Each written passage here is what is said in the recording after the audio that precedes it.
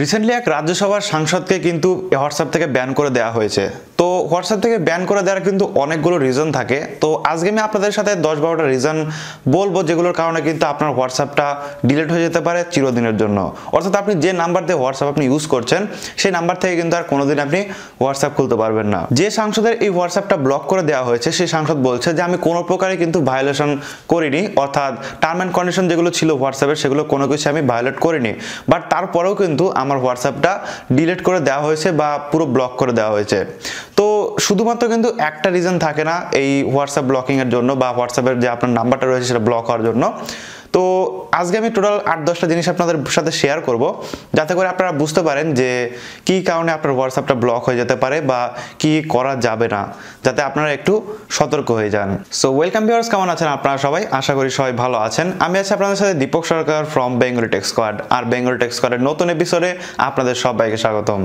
Video শুরুর আগে সবার কাছে একটা রিকোয়েস্ট, যদি আমার ছোট্ট চ্যানেলটি আপনি এখনো পর্যন্ত সাবস্ক্রাইব করে না থাকেন প্লিজ একটু কষ্ট করে সাবস্ক্রাইব করে নেবেন, কারণ সাবস্ক্রাইব করা থাকলে যেটা হবে আমি যখন কোনো নতুন ভিডিও আপলোড করব সবার আগে দেখতে পারবেন এবং কোনো ভিডিও আপনার মিস হবে না। এবং সাবস্ক্রাইব করার পরে পাশে থাকা বেল আইকনটি টিপতে ভুলবেন না।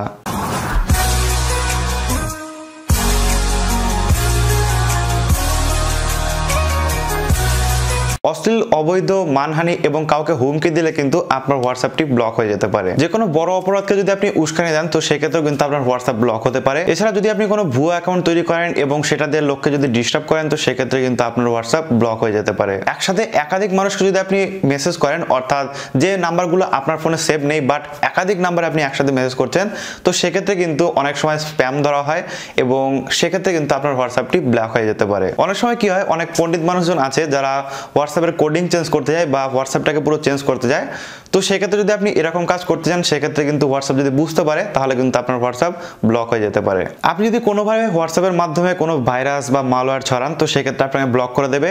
এছাড়া যদি আপনি হোয়াটসঅ্যাপের যে সার্ভার সেটা যদি হ্যাক করতে চান তো সেক্ষেত্রে কিন্তু ডেফিনেটলি আপনাকে ব্লক করে দেওয়া হবে, বা এই জাতীয় যে কাজগুলো যদি আপনি চেষ্টা করেন তবুও কিন্তু আপনাকে ব্লক করা হবে। একাধিক প্রোফাইল থেকে যদি আপনার হোয়াটসঅ্যাপ অ্যাকাউন্টটাকে রিপোর্ট জানানো হয়, অর্থাৎ হোয়াটসঅ্যাপের কাছে যদি আপনার অ্যাকাউন্টের নামে কোনো রিপোর্ট জানানো হয় একাধিক অ্যাকাউন্ট থেকে, তো সেক্ষেত্রে কিন্তু অবশ্যই আপনার যে অ্যাকাউন্ট সেটা কিন্তু ব্লক হয়ে যাবে।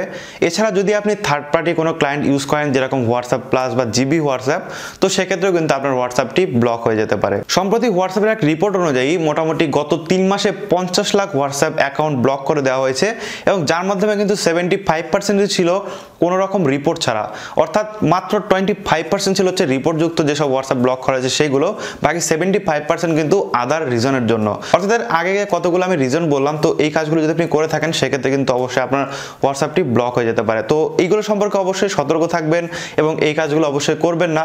এছাড়া আরও অনেক রয়েছে, যেরকম যদি আপনি হোয়াটসঅ্যাপে ধর্মীয় গোঁড়ামি সম্বন্ধে যদি ঝগড়া করেন কারোর সাথে বা এই জাতীয় যদি কাজগুলো করেন, বা অনেকে রয়েছে যারা সেক্সুয়াল কন্টেন্ট আদান প্রদান করেন হোয়াটসঅ্যাপের মাধ্যমে, বা অনেকে রাজনৈতিক কটূক্তি করেন, তো সেক্ষেত্রে কিন্তু আপনার হোয়াটসঅ্যাপটি কিন্তু ব্লক হওয়া স্বাভাবিক, বা কেউ যদি রিপোর্ট করে দেয় তো সেক্ষেত্রে কিন্তু আপনার হোয়াটসঅ্যাপটি ব্লক হয়ে যেতে পারে। এছাড়া শুধু হোয়াটসঅ্যাপ যে ব্লক হবে এমনও না, আপনি কিন্তু সাইবার ক্রাইমের প্রতারণায় পড়তে পারেন। এছাড়া আরও যেটা হতে পারে সেটা হচ্ছে যদি আপনি এই জাতীয় কোনো রকম খারাপ কাজ করেন সেক্ষেত্রে কিন্তু আপনার পুলিশ ধরে নিয়ে যেতে পারে যদি কেউ আপনার নামে রিপোর্ট করে দেয়। তো সো অবশ্যই কিন্তু এর থেকে সতর্ক থাকবেন। তো আশা করি ভিডিওটা আপনার ভালো লেগেছে, ভালো লাগলে অবশ্যই একটা লাইক করবেন আর অবশ্যই শেয়ার করে দেবেন আপনার বন্ধুদের সাথে, বিশেষ করে হোয়াটসঅ্যাপে, যাতে তারা এই বিষয়গুলো জানতে পারে এবং এই বিষয়গুলো শিখতে পারে।